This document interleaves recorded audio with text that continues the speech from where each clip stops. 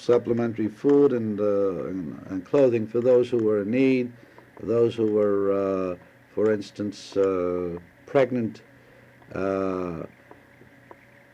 There were instances where we would find certain kind of things in particular that they would need. One instance I recall, which was very unusual, there was a case where I had gone to conduct a service for the Army personnel, and I made an appeal for things. And of course they would usually give me the various and sundry things that they had. And one fellow came along and brought me one egg. Not a powdered egg, but a regular egg. Mm-hmm. And I looked at it and I said to him, what am I going to do with one egg? And of course he said to me, I'm sure there may be one child who could use it, or one pregnant woman who could use it. Mm-hmm. And my problem then was how to transport this one egg from where I was to where I was going, which was quite a long trip. And one of the boys had brought in some raisins. And I had a can full of raisins, and I remember perching this egg on the raisins and sitting in the Jeep and holding it until we got back. And then the problem was, who do you give it to? But this was merely by indication of how the Army personnel reacted to the needs of the Jewish people. And non-Jewish. Jewish and non-Jewish, to the needs. Of course, in the appeal for things for them, it was usually directed to the Jewish. Insofar as the non-Jewish were concerned, they were more or less in certain strategic positions where we might need certain things. Mm-hmm. And then, of course, by virtue of the fact that they were there and you had set up a rapport with them, for instance, in one town, I'm trying to remember just where it was. I remember it was just before Hanukkah. They wanted to have some, they wanted latkes. Mm-hmm. And how do you get latkes? You need a lot of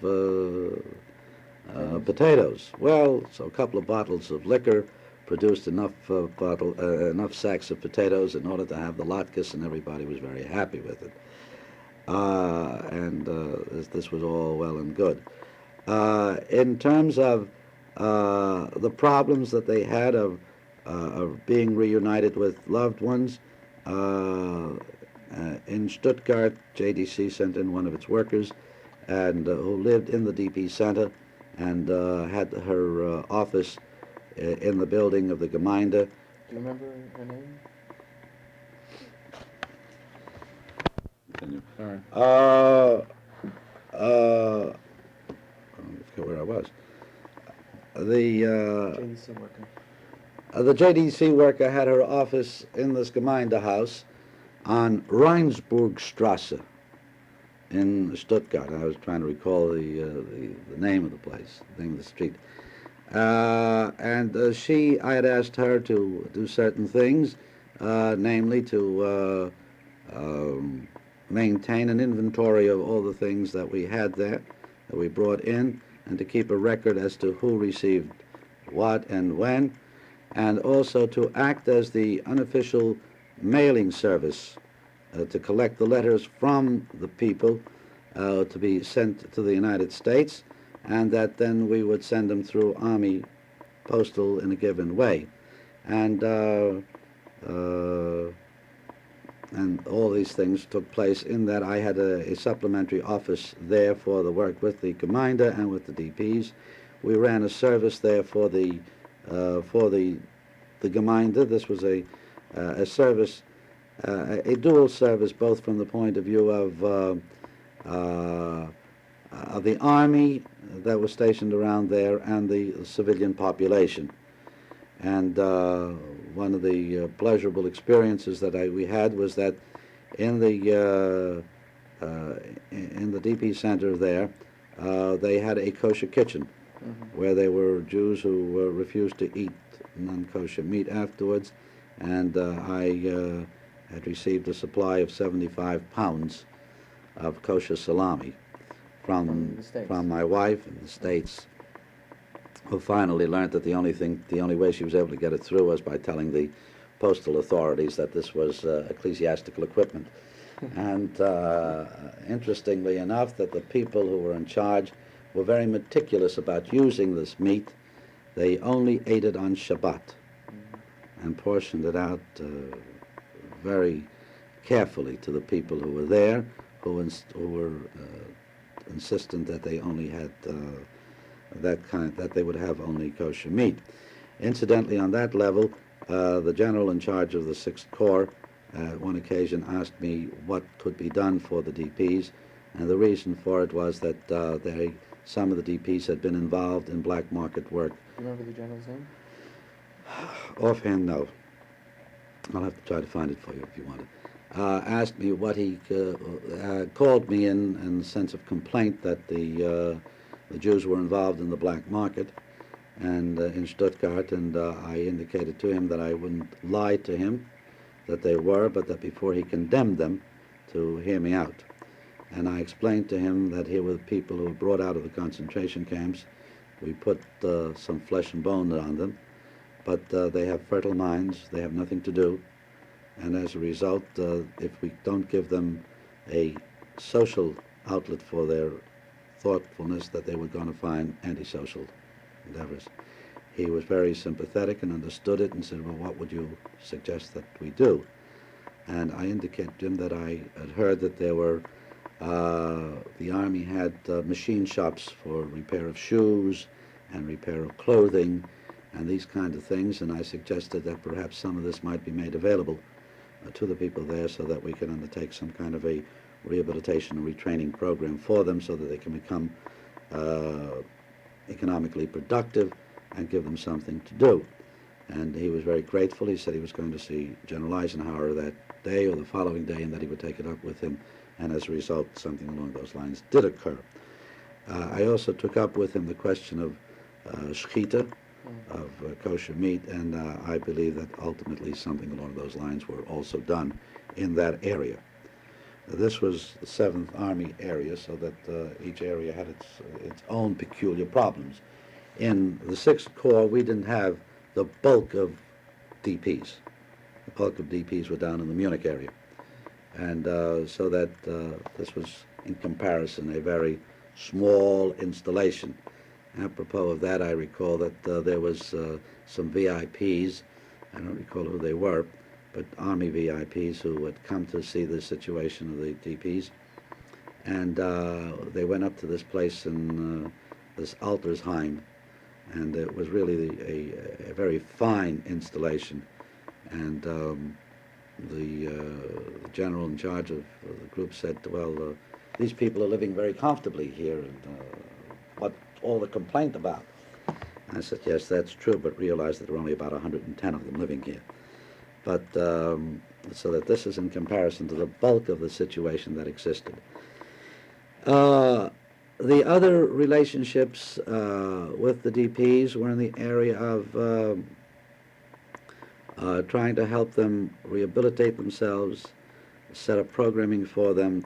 A shaliach arrived from the Sochnut, who came via the brigade, and who came to Stuttgart, and I was called that there was someone there who wanted to see me, and I came to see him, and we met, and after a little, 45 still. yeah, and a bit of shadow boxing as to whether he could trust me and whether I could trust him, we finally arrived at the point that we could trust each other, and he requested that he become a member of the DP Center. He, at that time, you know, the business with the changing, giving up of their uniforms and their papers, and then that was used for somebody else to go back to Israel, and he remained there. And he set up a program for the Jews there. We took over a building. Can you be a little more specific about that? His name is Yigal Weinstein. Yeah. He lives in Petach Tikva. Married a secretary. We see him every time we go to Israel. Mm-hmm. He's a great guy. And what was this process of what?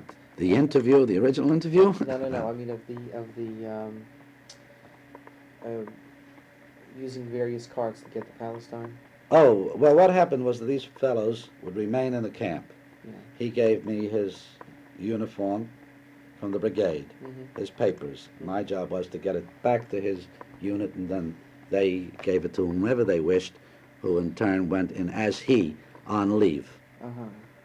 And we opened with his... So you were in this way bringing people to Israel. Yeah. And then what occurred was that he would... Do you have any idea, I'm sorry, do you have any idea of how many people were brought in this way? Got to Israel because of... That I wouldn't know, no. This was the only instance that I had on that level. That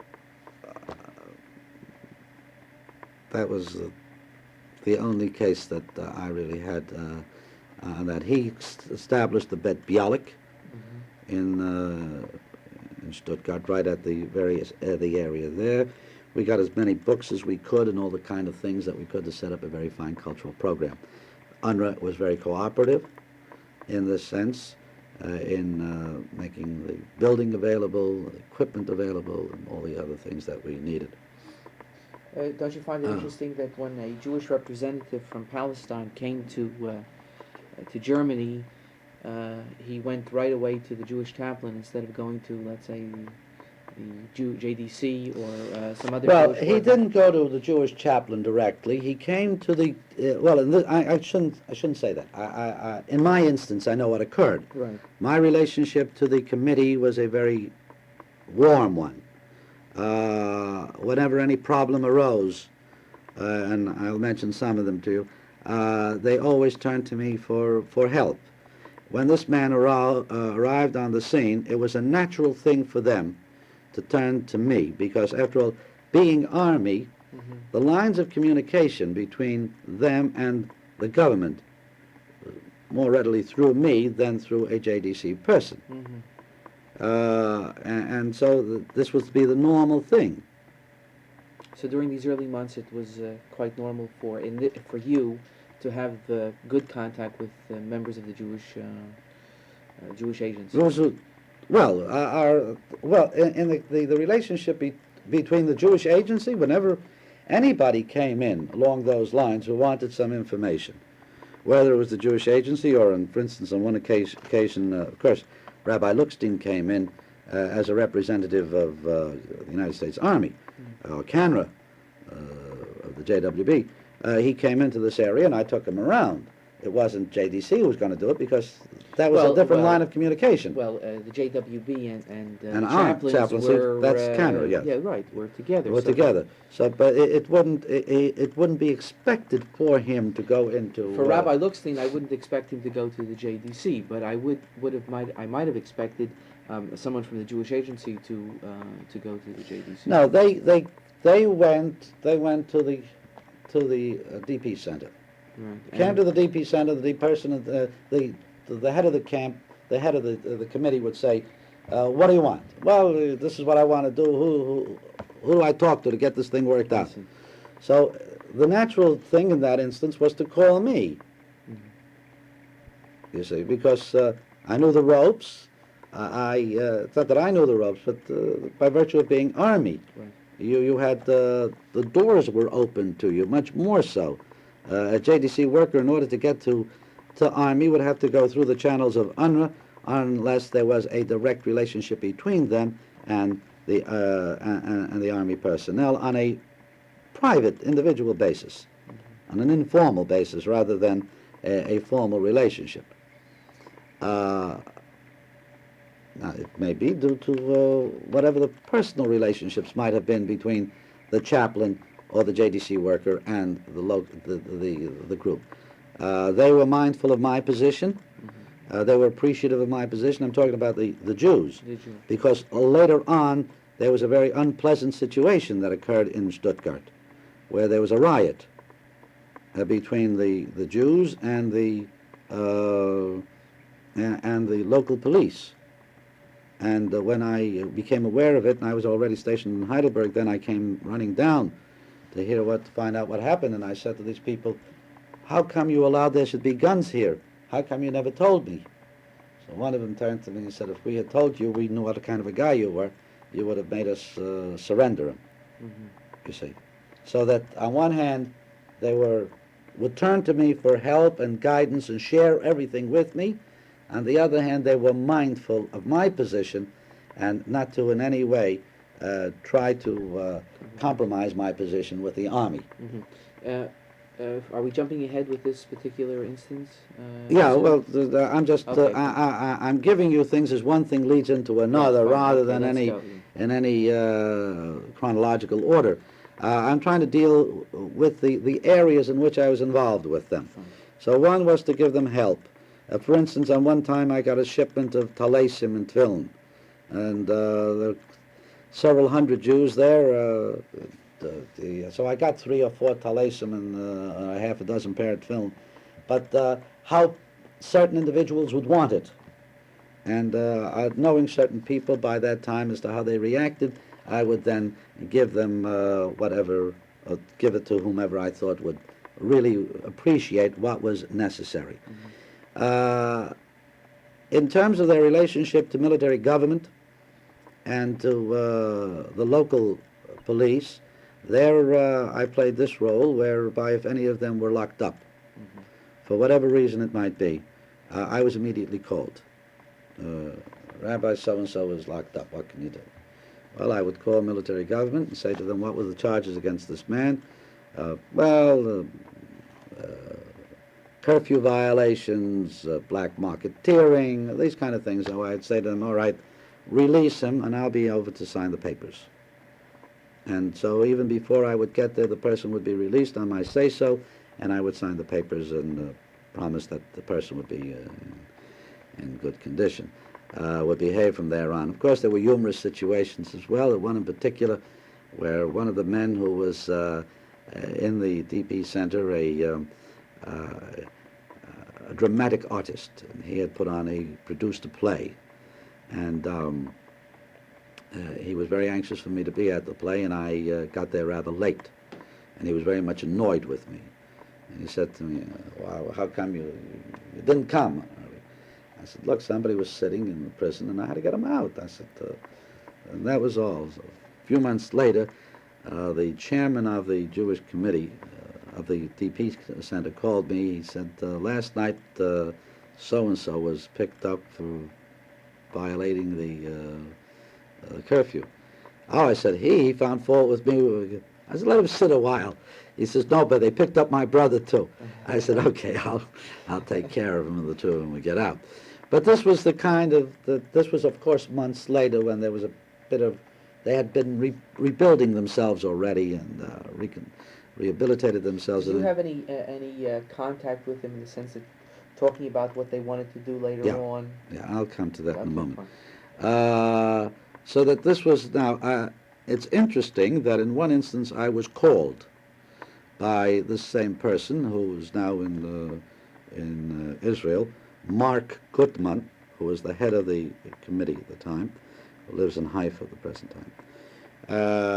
And Mark called me one day to tell me that they had arrested someone who was a very fine person, came from a wonderful family, and I should try to get him out. I said, sure. Called up and I said, what's the charge against him?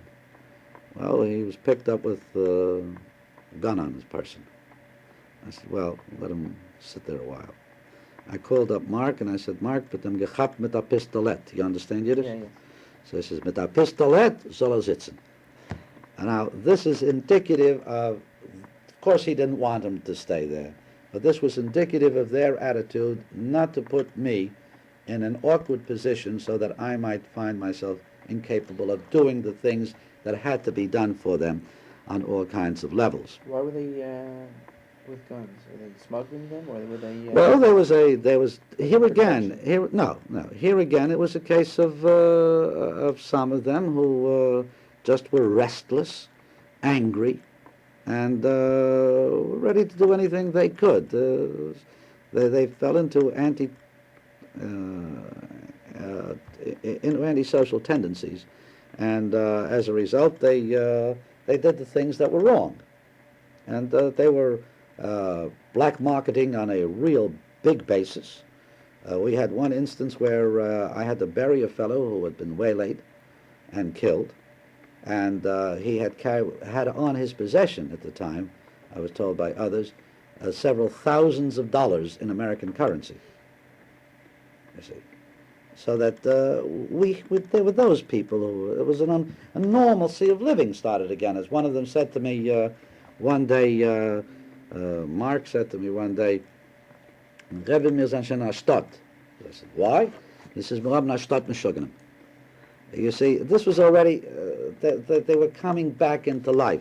There was, every now and then, they would go ahead and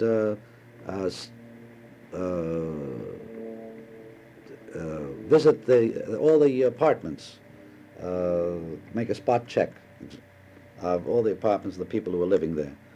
The army?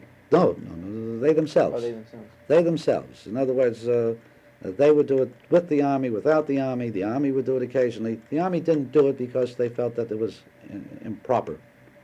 But they had their own searches.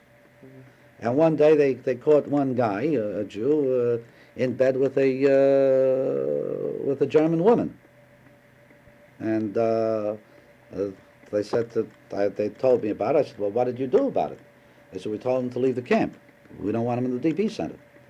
So I met this fellow, I happened to have known him, and I looked at me, I said, how do you, he says, Donnie had to leave, because they didn't want that kind of situation. They had very good control over their own people, otherwise they couldn't have achieved what the good that they did achieve. Now, so that this was my relationship between them and the authorities. On one occasion, one of the army men came to me, one of the soldiers, GI, and told me that he had a peculiar situation. He was guard at the PW camp. And in the PW camp there were, I don't recall whether 2 or 3 Jews as PWs. They were pressed into the German army, as didn't know that the army didn't know that they were Jews, and they remained that way. And now that they were in the PW camp with the other Germans, they let it be known that they were Jews. And so now the question came up, this became a ticklish situation from the army point of view, because the people who were working in the PW camps were not allowed to bring any information out of the PW camps of any of the PWs. How did I know about it? Of course, the army was unappreciative of that situation and accepted the idea that there was the chaplain, shall we say, the relationship between the rabbi and the parishioner, and that therefore I didn't have to divulge my source of information. And I got these young people out of there, and they were assigned to me and assigned into the DP Center. And they were welcomed there, and the details escape me at the moment, but there was a group of volunteers who came from England, Jewish volunteers, young men and women. And they were in the general area as well, and as a result of contact with one of them, we brought one of these young boys together with his family who were living in England at the time. So that you had this kind of a relationship that went on. Incidentally, the story I told you about the Jews who were disinterred in Esslingen, when I did that, I got Jews from Stuttgart to go out there and to, what do you call it, and to take the remains, put them in the caskets, and then take the caskets. They acted as a Chevra Kadisha at the time, and this may be of some help to you. I don't know whether you've seen this. This is a picture of the reinterment of these people, and this is some material that you may find helpful to you of Heidelberg. And I don't know whether you've gotten any of that from JWB. I haven't seen the Santa Courier yet. Have you been to the Jewish Welfare Board? Sure. Well, they may or may not. These were the only 2 that I found. No, I didn't in see my, any. wait a while. One of them I don't think I want to give you. Yeah. This one I will give you to keep. Okay. I have copies of this. This I have just one copy of, besides this one. Now, I don't know whether I can have it Xeroxed for you or not. This is the only copy I have, and I won't part with it. Well, maybe we can Xerox. Now, let me call my secretary in and see if she can... So that these were some of the areas in which I was involved. Now, in terms of with the group itself in Stuttgart, there was one experience in particular which indicates the relationship. The winter was coming on, and there was no heat, no means for them to get any heat. There was a need for, there was no coal available. There was wood available out in the forests. And that what had to be done was to get the wood to be put on trucks and brought into the DP center so that they would have firewood to heat their apartments. I discussed it with the committee, and I asked that a certain number of people be volunteer or assigned to go out to the forest and pick up, load up the wood that has already been cut, put on the trucks and brought in, and that I would then pay them for it through supplementary rations of the things that we had in the storeroom. They refused. Not that the committee as such refused itself, or maybe even they refused. Back came the statement that we worked enough for the Germans, and we're not going to do any kind of work of this nature. I indicated to the committee that I was going to be warm. The American Army was going to see to it, and that they were going to be cold. And when they're good and ready, they will, nothing I can do about it. The winter set in, it got cold, and then they came to me. And they said that they were going to send the men. I said, now I want to address the whole group. And so we had a meeting of the entire group. That was one of the few times in which I addressed all of them. And I spoke to them in terms of what they had in mind of the future. That this was not work for the Germans. This was work for themselves, to help themselves. They couldn't live in terms of the black market, and that they had to realize that ultimately they were going to go either to the United States or to Palestine at that time. It was before the state was created. I said, now in either event, you can't live the way you're living now. You can't try to participate in black market activities in the United States. America won't permit it. You'll wind up in prison. Nor will you be doing a thing like this in Palestine, because you'll be destroying your own country. So you have to start rethinking your own attitudes. And I must say it had an effect upon them, because the reaction was immediate. Don't give us anything, we will send the volunteers. And I said, no, I made a promise, and I will go and live up to it. Whoever goes out there and just loads the stuff up, and so they did.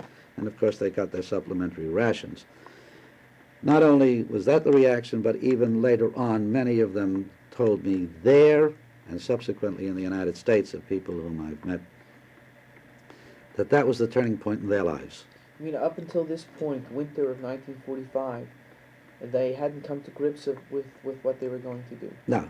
It was just a case of trying to, they needed a long period of rehabilitation, of building themselves up physically. No one who hasn't seen the people in the concentration camps, or the people as they came out of the concentration camps, could in any way imagine what they looked like. You can see pictures, but it's not. It's just not the same. As to. Well, they were in contact with the Jewish agency, so that what. Well, but this, when the Jewish agency came in, this was already at that time or after this incident. I see. It was after this incident, because I remember how we were dressed. We were both dressed in trench coats. It was a great Foreign Intrigue movie, the way the two of us were sitting opposite as we are now in a bombed-out building, and a little table and a candle there, and we were shadow boxing as to whether we trusted each other. because the truth of the matter was that you never knew who you were talking to. Later on, I had an experience up in Heidelberg when a Polish officer came over to talk to me, and he came over to talk to me because I was wearing the chaplain's insignia. And he started to speak to me in Yiddish and asked me whether there were any Jews around here and where they were and the numbers. I never met any. I don't know anything about it because I didn't know who he was, whether he was representing the Polish government in exile in London or whether he was a person representing the Russian government. And so we were very careful because you never knew who you were. Perhaps we were overcautious or whatever it was. It didn't matter. But these were some of the problems that you were alerted to at the time. For instance, on one occasion, I had a Russian come over to me, grab hold of me, save me, and told me a story that he was in the Russian army. I remember his first name was Arkadia. It was the first time I heard a name like that. And he said I should save him. What was the story? He ran away from the Russian army. He didn't want to go back. And so we put him in a DP center. And what ultimately happened, I presume he either made his way to Israel or the United States, whichever the case might have been. But in that way we protected him. So that you never know who you're dealing with along these lines. The Stuttgart experience with the DPs was a day-to-day relationship. Every day I had contact with them. I don't think there was a day in which either I didn't visit them or either I or my assistant was there with some things or some problem came up or somehow. Your assistant? Who was my assistant at the time? I got to remember. I don't recall. I have to try to find his name. He was a Jewish boy who, up in, I think he comes from Bridgeport, Connecticut, who married a DP. I think that was him there, or was he in Heidelberg with me? I don't recall. Okay. Now, some more experiences. You asked me before my first contact with DPs. I was wrong. My first contact with the DPs was when I was in Rouen. And there I came in contact with a group of young people, children, varying in age from about 8 to 15, who were at some kind of a school building that had been taken over. All of these had been taken out of Buchenwald. They were children from Buchenwald. I learned of their being in the area, and I went out to see them, and this was my first contact with them. A most unusual experience. They greeted me, they were glad to see me. I brought some things with me in my Jeep. I left it in the Jeep, and I went to talk to someone who was the head of this group. I think a fellow by the name of Mr. Kammerman from Holland, a Jew, who, and when I came back, I left the Jeep unguarded. All the things that I had brought for them disappeared. And I was terribly disturbed by it. And they realized it. And I had said something about it, and within 5 or 10 minutes, all of it was brought back. And I subsequently learned that they had been so conditioned to steal that this was the normalcy of their lives. The fact that I was ready to give it to them, they couldn't conceive of taking it.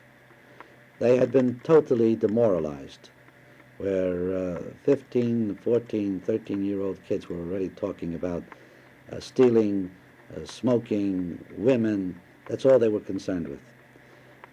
For myself, one of the most moving and torturous experiences I had was there. This was in the summer. Tisha B'Av was coming, and I had Tisha B'Av service with them, and read Eicha with them, and every word was just came alive, as if it was written for them at that moment. And after that, we did it by candlelight outside. There was no candlelight. I think I did it by a flashlight on the Bible that I had, and one or two others, copies of the Tanakh that we had, that there's one or two others were able to do it. Following that, they sang a song for me, which I have a record of, which we played once because it's Brent. I don't know whether you've heard it. And that was the first contact I had with them. And ultimately, of course, I was moved from France, from Rouen, so that I lost contact with them, but they were somewhat rehabilitated either to Israel or elsewhere. Another instance, experience that I had in France was that I, at the cigarette camps, and at point of time, I don't know whether this instance that I'm going to tell you now preceded the one with the young people or not, with the Buchenwald children. I had received a young man came to see me, a sergeant, who told me that his division was going back to the States, and that they had a problem, that they had two Jews whom they had picked up in Berlin, and they don't know what to do with them now because they were with their unit all along, and as they were going back now, they're now at the cigarette camps, the general said that they got to get rid of them because they can't go back to the States, and the only thing that they could do is, because they're Polish, to send them back to Poland. And so, and they were leaving very shortly. And they were alarmed, what are they going to do with these two boys? I asked him about some of the officers, the Jewish officers who were in the division, and as luck would have it, mentioned the name of a major whose family I knew in Chicago. And I called this major, and I introduced myself and told him that I had seen his parents much later than he had, and chatted over the phone and everything else. And I said, I got a problem. And I told him about these two boys. I said, how long can you give me to get them out of there? And he told me how much time he had. And I arranged for the two of them to go on Aliyah Bet immediately to Israel. And we shifted them from there down to Marseille, and from Marseille they were among the two that were fished out of the water at Haifa. One of them I have seen subsequent in Israel. The other, when I asked about about the other one, he told me that he had gone into some anti-social experiences, and perhaps it wasn't even worth the while to have sent them there. I must admit I've lost contact with the family subsequent to it. But that was the other instance. That was among the first. There's another chapter, and that is another area, and that is the question of arms, which I suppose you're aware of. And there, again, it was a question of who brought you the arms, as to whether you were being tested or tried, or whether you really knew that they were... Again, let's be specific about the arms. What were the arms for? The arms were, soldiers came to you and said, look, don't they need arms? Doesn't the Haganah need arms in Israel, in Palestine at the time? I got a 75 millimeter, I got this, I got that, I got an army, all kinds of stuff. Well, the question was, how do you transfer it? Firstly, you don't know who this fellow is. He just walked in. I came in from another town. You didn't know whether you were being tested or not. And in many instances, I tried to before I would talk to these people about the arms that they were going to give me, were to find out just who they were. I would try to get a line on them to find out whether I can trust them or not before I would get involved in it, because I felt it wasn't worth enough to monkey around unless you were doing other things, and you ought to be concerned about that. So that you became the conduit for that kind of thing. How did that work exactly? In In other words, how did they know to come to... the chaplain was recognized by all the GIs. The Yeah. Jewish chaplain was recognized by all the GIs as the conduit for all of these things. Mhm. If it was known amongst the regular GIs... It was known among the non-regular GIs. It most Jews, probably was I mean. not. It was not among the Jews. It was known among the non-Jews. And it was probably known amongst the army as It well. was the army knew a great deal, and the army winked. I see. The army allowed you to wink and to pay no attention to it when it suited them, whether they knew all the details or not. But they was knew it- that They knew that it was going on. Knew it very well. For and they knew the instance, chaplains were involved. and they knew the chaplains were involved, and they turned to the chaplains in order to do some of these things. Well, I'll give you an illustration. Okay. One of the chaplains, I don't know whether you have met with Klausner yet or not. Okay. Klausner had done a fantastic job, was doing a fantastic job. He had done too much, and the army could no longer look aside. And so my being at Corps headquarters, I got a call, can't you use a Jewish chaplain with this outfit? I said, yeah. And Klausner was assigned to, I think it was the 100th Division, if I'm not mistaken at the time, which was under our jurisdiction. If you know the Army setup, Corps headquarters is just a small headquarters. Mm-hmm. Various divisions and regiments and everything else all strewn all over the place. And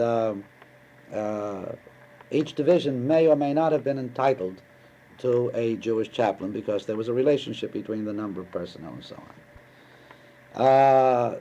They had to get, at that moment, Klausner had to get out of where he was.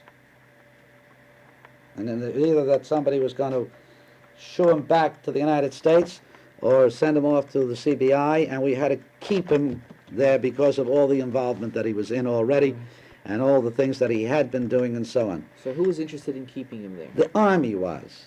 The army. Army. Now, who in the Army is unimportant, but somebody spoke to someone who spoke to someone who spoke to someone who ultimately spoke to me. Can you use him? I said, sure. And so all that was that Klausner was assigned there for pay reasons and for supposedly quarters, and he was never there. And the only thing I ever asked of him, I said to him, do me one favor, Abe, whenever you go off, let me know that you're going to be away so I can say that I sent you on orders to go here, there, or somewhere else. Mm-hmm. You see, this was the kind of relationship. Now, everybody knew it. Let him tell you his story. Why should I tell you his story? Right, fine. Because, which will indicate also how the Army was aware of what was going on and encouraged you and encouraged the men to do certain things and so on. Fine. Now, I think we better end the tape here because it's almost finished.